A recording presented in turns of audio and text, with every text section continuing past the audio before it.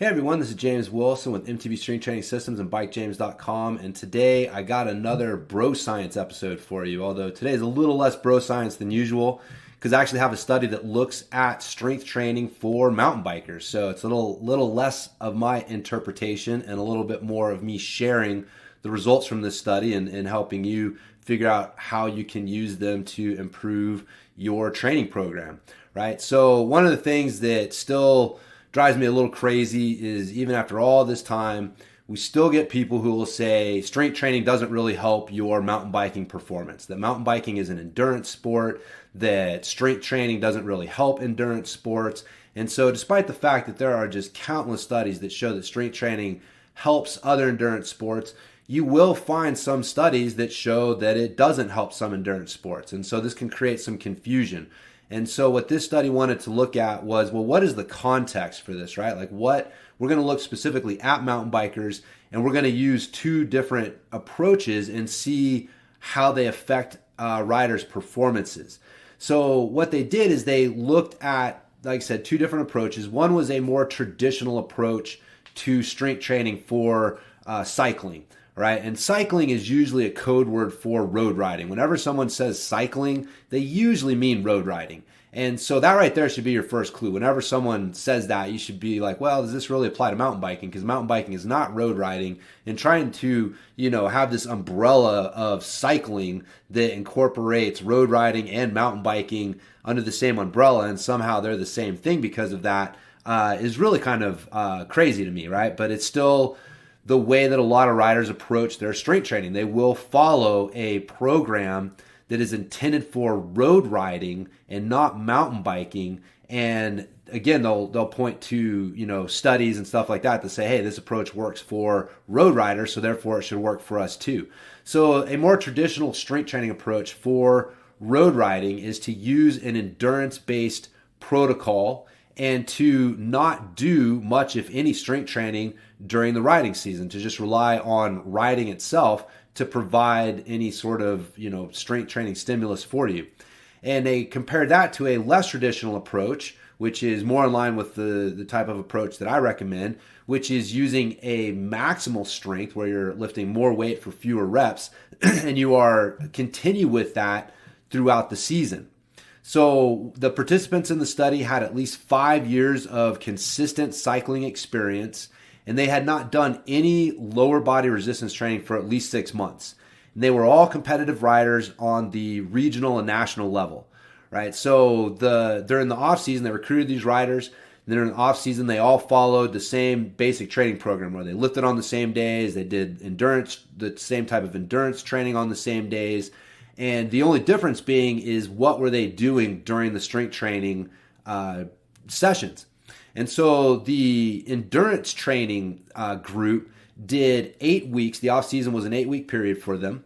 And they did high reps with low weight, right? So they started with 3 sets of 20 reps. And then they decreased the reps each week and got down to 3 sets of 14 reps. So 14 reps is the lowest that they went with this. And so again, this is a very, very common approach to training for cycling because again, the idea is like, well, this is an endurance sport, so I need to be doing a lot of reps and working on my endurance for if I am going to do some sort of strength training. So you will find people who advocate these, high rep, low load approaches to strength training for cycling. And again, this is based on previous studies that looked at road cyclists and what would help them. Now, the maximal strength group, they started out, I don't really know why, they started out with 3 sets of 20 reps in week 1. Both groups did for some reason, but they quickly shifted in week 2 to 3 sets of 8, and then they dropped 1 rep each week and got down to 3 sets of 4 reps. So again, they were doing a much lower volume, higher intensity, lower reps, higher load approach than the other group. Now, the other thing that was different is that during the riding season, the endurance strength group stopped all strength training together, and the maximal strength group continued to do 1 day a week, just 1 day, right? And they did 2 sets of 5 reps at 85% of their 1 rep max, And then they did one set of 6 rep max, right? Just whatever weight they could do for 6 reps, they did that. So they basically did 3 sets, right, of like 5 or 6 reps.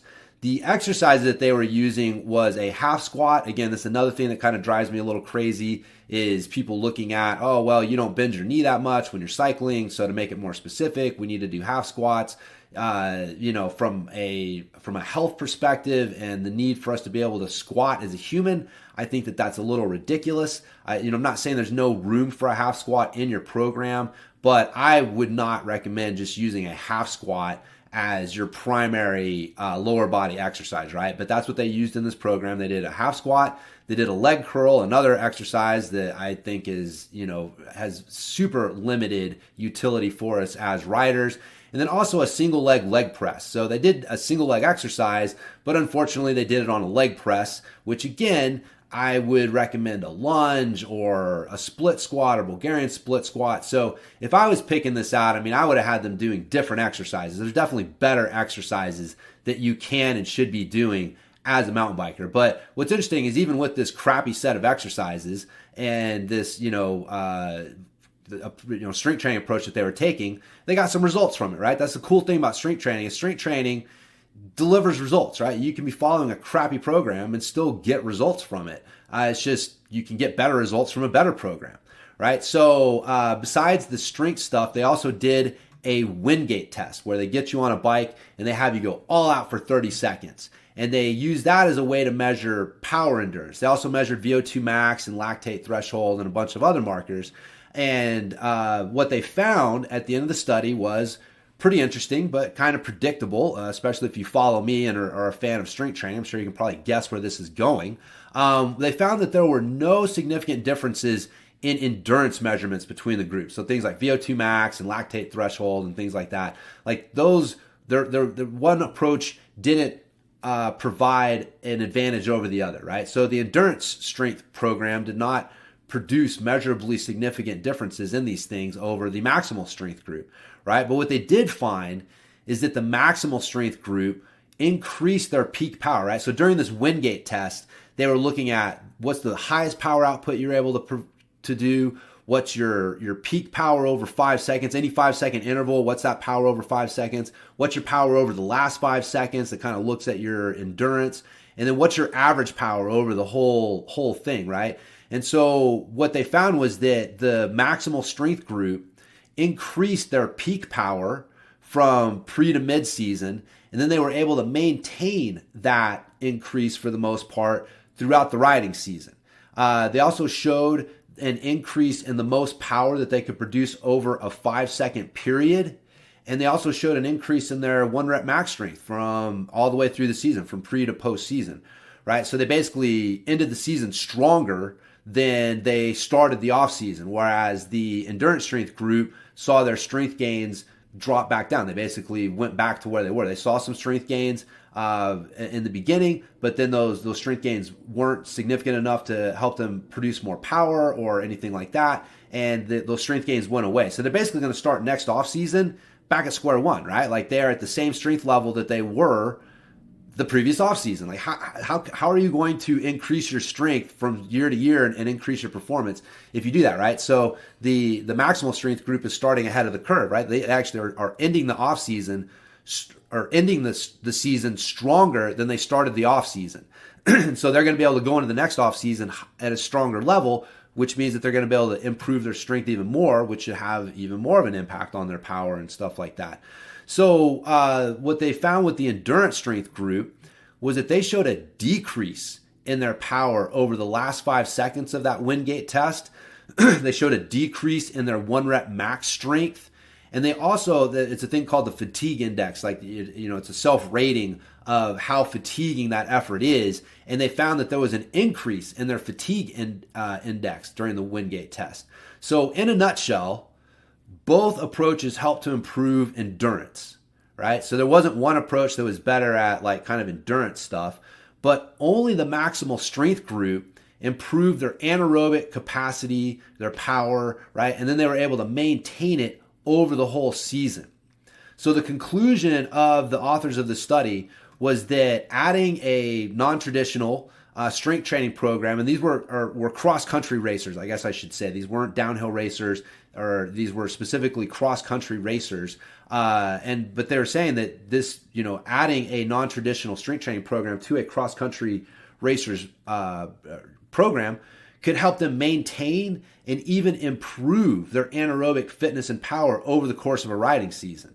Right now, that's pretty big, right? If you're able to potentially even improve that throughout the riding season, then your performance levels are going to be the same or perhaps even higher at the end of the season. Whereas most riders tend to be struggling towards the end of the riding season, right? Like they ride themselves into shape. In mid-season, they're great, and by the end of the riding season, they're starting to drop off, right? Their strength and their power, these things are starting to drop off to the point that it's affecting their performance, right? So one of the things is, like I said, context matters, right? So mountain biking requires more anaerobic power and more anaerobic endurance than road cycling, right? It's the nature of the game. Trail riding just requires more of that than road cycling does. And so that's why real strength training, as I call it, right? Because doing 3 sets of 20 is, again, I'm not going to say that there's never a place in that in your program, but that's not strength training, all right? Like strength training to me is going to be like 15 reps or less. I mean, if you're doing more than 15 reps in a set, that's not really strength training. You're working on strength endurance on some level, but you're not really building strength, right? That ability to produce more tension and be efficient at producing that tension. So remember, like next time someone tells you that strength training doesn't help your mountain biking performance, like I said, context matters, all right? The studies that say that are done on road cyclists, okay? And they're also usually done using these endurance-based protocols where they're having them do 3 sets of 20, right? And then it's like, oh, well, you didn't really get stronger from that. So, of course, it didn't really improve your performance. So you see a study that has them doing 3 sets of 20 and they don't see an increase in performance. That doesn't mean that strength training doesn't work, right? It means that protocol that they're following was shitty and doesn't work. And so this is, again, why it's important that you guys look at the studies themselves, right? Like I had to go dig into the study itself because the abstract doesn't explain the difference between what the endurance strength group was and what the maximal strength group was. Now, I had some ideas about what that meant, but I had to go find the actual study and read through it and find out what were they doing, right? Okay, this was the protocol, 3 sets of 20, 3 sets of 18, right? 14 reps is the lowest they went for the endurance group. The maximal strength group was doing more like 3 by 8, 3 by 7, right? Going down to 3 by 4. So knowing that, now you know, like, okay, well, this approach isn't as effective and this approach is better. And so, but this is why you got to look at the studies themselves, or at least have somebody like me who's going to do the research and then explain it, rather than just look at the studies and draw the conclusions from the abstracts. Okay, so the science and the real world evidence is pretty clear, right? If you want to max your mountain bike fitness and really your fun as well, right? Like the more fit you are, the more fun you're going to have. It sucks to be out there struggling on the trail, right? Like, so fitness equals fun in my book. And so if you want to have better fitness and more fun, you have to do strength training as part of your routine. Okay, you cannot tell me that you want to be the best rider that you want that possible and not be incorporating strength training into your program. Again, the science and the real world evidence says that you are basically doing what you want to do and then trying to make excuses for why that's the right thing, right? Like so many people do this. We do what we want to do, and then we try and say that that's what we're supposed to be doing. And then you try and backfill in, reasons for, well, why what I want to do is actually what I'm supposed to be doing. So if I don't want to do strength training, well, I can go and find all this evidence, not really understanding the context of it or anything like that, but I can cherry pick these little pieces of evidence that'll say, oh, look, this says this, and this guy says that, and that study showed this, without really understanding, like, what's the context, right? Does that context actually apply to you? And a lot of times, in this case, it doesn't, right? So what I would recommend is that if you aren't following a strength training program as part of your mountain bike program, you need to start doing it, right? And so one of the easiest ways to do that is through isometrics. Okay, so the Atomic Strength Training Program is an isometric training program that I've created for mountain bikers. And isometrics are great because you don't need a lot of equipment. You don't need a lot of time. They're easy to do. They're super safe. And they don't put a lot of wear and tear on your body. Okay, so this is some of the drawbacks that people will have from trying to do, higher load, lower rep strength training. And really what you're trying to do with that is the more load you have, the higher levels of tension your body has to produce to lift that load. And so the more weight, the more tension. So really what you want is to teach your body how to produce more tension and be more efficient with producing those high levels of tension. And so that's why we do heavy deadlifts and heavy squats and stuff like that. But there are some drawbacks to that stuff, right? Like you can get injured doing that. It can make you sore, right? So it does take some skill to learn how to do these things right. Now, while I recommend that you do that, isometrics are a great way to just circumvent that stuff, right? So if you don't want to go through all that, then just start using isometrics, because isometrics are a great way to increase those tension producing capabilities in a safe, effective way that will let you take advantage of this information as a mountain biker without having to, join a gym or go out there and start doing a bunch of heavy deadlifts. Again, I think those are great. You should get to where you're doing that, but don't let your intimidation with heavy weights and strength training stop you from getting the benefits that strength training has to offer, which is your ability to produce higher levels of tension and be more efficient with producing that tension. And again, you can use isometrics to do that. So again, that's pretty much it, right? It's pretty straightforward. I mean, I'll have a link to the study so you guys can check it out. But when you look at it, you see like, okay, yeah, there was pretty clearly one group got better in a marker that's really important to mountain bikers. And again, this is one of those things that I tell people all the time. This is why road cycling programs don't transfer over very well to the trail. Like a lot of riders who will follow a road cycling based program in the off season find that they kind of have to ride themselves into shape a little bit still when they get on the trail and start riding. It's because road cyclists don't require the same levels of strength and the same levels of anaerobic fitness that mountain biking does. And so if you're following a program for road cycling, you're not going to be improving those things to the same level that you need to really see the results on the trail. So you get on the trail and you kind of got to ride yourself into shape, exposing yourself to these high tension levels, exposing yourself to these anaerobic situations, and your body kind of has to get in shape from riding on the trail rather than being able to draw on what you used in your training program, because your training program didn't really come from the same context as the trail, right? So avoid that frustration. Get a training program that is made for mountain bikers, something that's going to make you stronger and increase your power, isn't solely focused on just endurance, right? Because endurance is an important factor, but again, mountain biking is a different animal, right? We're not road riding. And so you got to get stronger. You got to improve those anaerobic capacities and maintain them throughout the season, right? That was the other important thing from this, is that even just one day a week of strength training helped to maintain and even increase in some cases some of these markers throughout the season. And so whereas the endurance training group who stopped doing strength training saw decreases in those things. So if you want to maintain your endurance or your performance throughout the season, you have to keep doing your strength training during the season. So again, hopefully this is giving you guys some stuff to think about. Again, strength training is super important for us as mountain bikers. You can learn a lot more about it at bikejames.com. I've got a ton of free articles, posts, videos, podcasts, all sorts of stuff that will help educate you on the best way to strength train for the unique demands of mountain biking. Again, you've got the Ultimate MTB Workout Program, the Atomic Strength Training Program, several workout programs that will help you take the guesswork out of that, right? If you don't want to have to try and figure it out on your own.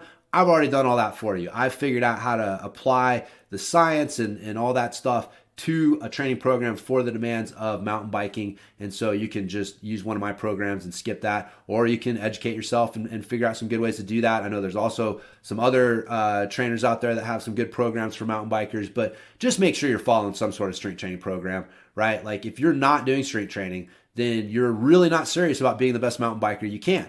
And I know people don't like to hear that, right? Like they feel like I'm shaming them in some way or judging them in some way. And again, I don't care, right? If you don't want to do it, that's fine. Just don't tell me that you want to be the best mountain biker that you can or that you want to improve your performance, right? Like I'm from Oklahoma. We got a saying, don't pee on my leg and tell me it's raining, right? So just be honest about where you're at with it. Like, you want to get better at mountain biking, but only up to a certain point because you only want to do what you want to do. If you really want to take it to the highest level possible, you got to do the strength training. So again, the science backs this up, the real world evidence backs this up. And today, I think you'd be hard pressed to find any pro mountain biker, cross country, downhill, enduro, that does not follow some sort of strength training program. It is, definitely something that helps at the highest levels, and it can help you as well. So again, be sure and check out bikejames.com, sign up for my newsletter there. I've got the weekly tips coming out that'll help keep you up to date on the latest science and stuff that'll help you with your training. But hopefully you guys have enjoyed this, and I will talk to everybody next time.